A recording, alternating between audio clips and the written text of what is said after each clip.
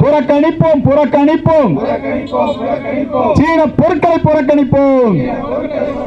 தடை செய் தடை செய் சீன பட்டாசை தடை செய். காத்திடுவோம் காத்திடுவோம் வணிகர் நலன் காத்திடுவோம் வணிகர் நலன் காத்திடுவோம்.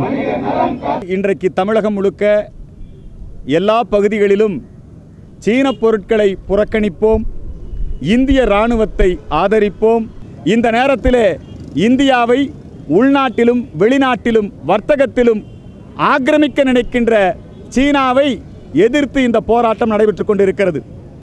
தமிழகத்திலே சிவகாசியிலே உற்பத்தி செய்யக்கூடிய பட்டாசு தொழிலை அழிக்கக்கூடிய வகையிலே சீன பட்டாசுகள் சந்தைப்படுத்தப்படுகின்றன, கள்ளத்தனமாக இந்தியாவிலே விற்பனை செய்யப்படுகின்றன, குறிப்பாக தமிழகத்திலே. அதே போல உணவுப் பொருட்கள் சீனாவிலே மிக மலிவான தரமற்ற, இப்போ சாக்லேட்டுக்குள்ளே பார்த்தீங்கன்னா புழு இருக்கும், சீனா சாக்லேட். பொம்மைகள், குழந்தைகள் விளையாடக்கூடிய பொம்மைகள், இந்த வாஸ்து பொம்மைன்னு விற்கிறான். இப்படி பல்வேறு வகையிலே நம்முடைய நாட்டிற்குள்ளே அரிசியிலே கூட பிளாஸ்டிக் அரிசி என்றெல்லாம் சொல்லுகிறார்கள். ஜவுளித்துறையிலே சீன வணிகர்கள் மிக நேர்மையற்ற முறையிலே நம்முடைய பிராண்டை அவனே உற்பத்தி பண்ணிக்கிறான். அதே மாதிரி செல்ஃபோன் சைனா செட்டு விலை மலிவு என்கிற அடிப்படையிலும் இந்த தரமற்ற பொருட்களை, நம்முடைய மக்களுடைய ஆரோக்கியத்திற்கு கேடு விளைவிக்கக்கூடிய பொருட்களை இந்த வணிகர்கள் மத்தியிலே சந்தைப்படுத்தி நம்முடைய மக்களை, நம்முடைய நாட்டை அழிக்கக்கூடிய செயலிலே ஈடுபட்டு கொண்டிருக்கிறார்கள்.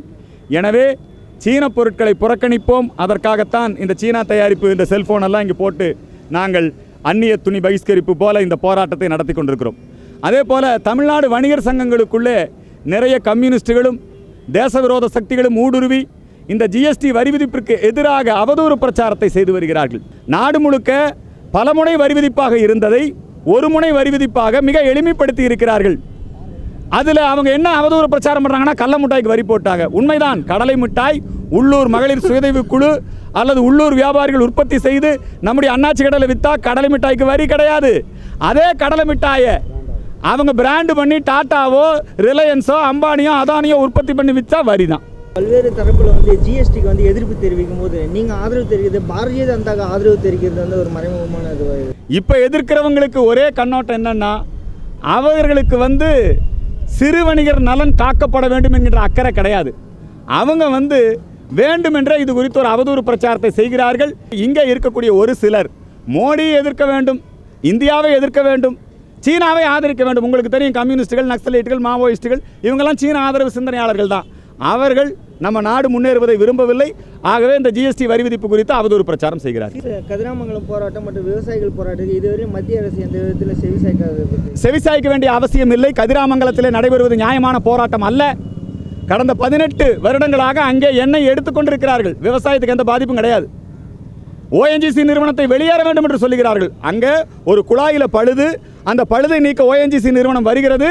அந்த ஓஎன்ஜிசி நிறுவனத்தை அனுமதிக்காமல் அவர்கள் எதிர்ப்பு தெரிவித்து அவர்கள் போராடுகிறார்கள். அங்கே போராடுவது அங்கே செவிசாய்க்க வேண்டிய அவசியம் இல்லை. கதிராமங்கலத்தில் ஓஎன்ஜிசி இருக்க வேண்டும், எண்ணெய் வளம் எடுக்க வேண்டும், விவசாயம் காப்பாற்றப்பட வேண்டும். எண்ணெய் இருந்தால் தானுங்க டிராக்டர் ஓட்டுவீங்க. இத்தனை நாள் எண்ணெய் எடுத்தாங்கன்னா இப்போ ஓஎன்ஜிசி அந்த பிரச்சாரத்தை முறியடிக்கக்கூடிய நடவடிக்கையில் இயங்கி இருக்கிறது. இந்த மே 17 இந்த மக்கள் அதிகாரம் போன்ற நக்சலைட் இயக்கங்கள் தான் அங்கே அவதூறு பிரச்சாரத்தை செய்து கொண்டிருக்கிறார்கள். வீடியோக்களும் இது ஆபத்து அப்படின்ற வீடியோக்களும் சமூக வலைத்தளங்களில் பரவலாக வந்துட்டு இருக்கு. இந்த வீடியோக்கெல்லாம் சித்தரிக்கப்பட்ட வீடியோ. உதாரணத்துக்கு சொல்கிறேன், கேரளத்தில் டேம் 1999 ஒரு படம் எடுத்தாங்க, முல்லை பெரியார் அணை உடையிற மாதிரி. அது சித்தரிக்கப்பட்ட வீடியோ.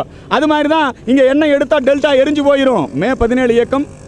அதே போல் அங்கே இருக்கக்கூடிய மக்கள் அதிகாரம் போன்ற அமைப்புகள் இப்படிப்பட்ட சித்தரிக்கப்பட்ட வீடியோக்களை மக்கள் மத்தியிலே சமூக வலைத்தளங்களிலே பரவவிட்டு குழந்தைகள் பொம்பளைகள்லாம் பேசுகிற மாதிரி டெல்டாவே எரிஞ்சு போகிற மாதிரி அவதூறு பிரச்சாரம் செய்கிறார்கள். எப்படி கூடங்குளத்தில் ஜல்லிக்கட்டு போராட்டத்தில் இந்த விரோத சக்திகள் ஊடுருவினாங்களோ அது மாதிரி இப்போ கதிராமங்கலத்தில் ஒரு 4 பேர் பொதுமக்களையும் பெண்களையும் குழந்தைகளையும் மனித கேடயமாக வைத்துக்கொண்டு இந்த போராட்டத்தை நடத்தி கொண்டிருக்கிறார்கள்.